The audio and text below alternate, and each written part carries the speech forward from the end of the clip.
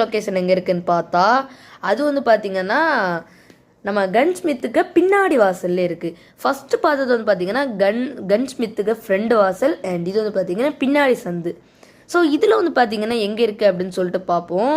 So பின்னாடி சந்தில் வந்து பார்த்திங்கன்னா இங்கே தானா, ஆமாம் இங்கே தாங்க இருக்குது. அதாவது இதில் பார்த்தா வந்து பார்த்திங்கன்னா தெரியாது, அந்த நிழலில் வந்து பார்த்திங்கன்னா ஒழுங்காகவே தெரிய மாட்டேங்குது. ஸோ அப்படியே கொஞ்சம் உள்ளே வந்தாச்சு அப்படின்னா கரெக்டாக அழகாக தெரியுது. ஸோ இதுதான் வந்து பார்த்திங்கன்னா 5வது க்ளூ. ஸோ இவ்வளோ தான் வந்து பார்த்திங்கன்னா குறியீடு. ஸோ இவ்வளோ தான் வந்து பார்த்திங்கன்னா இருக்குது. ஸோ இனிமேல் வந்து பார்த்திங்கன்னா நம்ம தான் அவனை போய்ட்டு பார்க்கணும். ஸோ இதில் வந்து பார்த்திங்கன்னா ஏதோ சர்ச்சோடைய சிம்பிள் போட்டுறது பாருங்கள், ஏதோ சர்ச்சோடைய என்னமோ டயக்ராம் என்னமோ வரைஞ்சிருந்து. அண்ட் இதில் போட்டிருக்கு நான் மீண்டும் வருவேன் அவளை நான் கொன்னுட்டு அப்படின்னு சொல்லிட்டு இதில் போட்டிருக்கு. ஓகே, ஸோ அந்த சர்ச்சுக்கு நம்ம போயிட்டு அங்கே என்னென்ன இருக்குது அப்படின்னு சொல்லிட்டு பார்ப்போம். ஏன்னா இந்த செயின்ட் டெனிஸில் வந்து பார்த்திங்கன்னா ஒரே ஒரு சர்ச்சு தான் இருக்குது.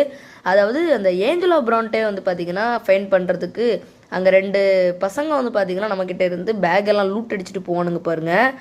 அந்த டைமில் வந்து பார்த்திங்கன்னா இந்த சர்ச்சுக்கு தான் வருவோம். ஸோ கரெக்டாக அந்த எக்ஸாக்ட் லொக்கேஷன் வந்து பார்த்திங்கன்னா நம்ம இங்கே தான் இருக்கோம். ஸோ இது பக்கத்தில் தான் வந்து பார்த்திங்கன்னா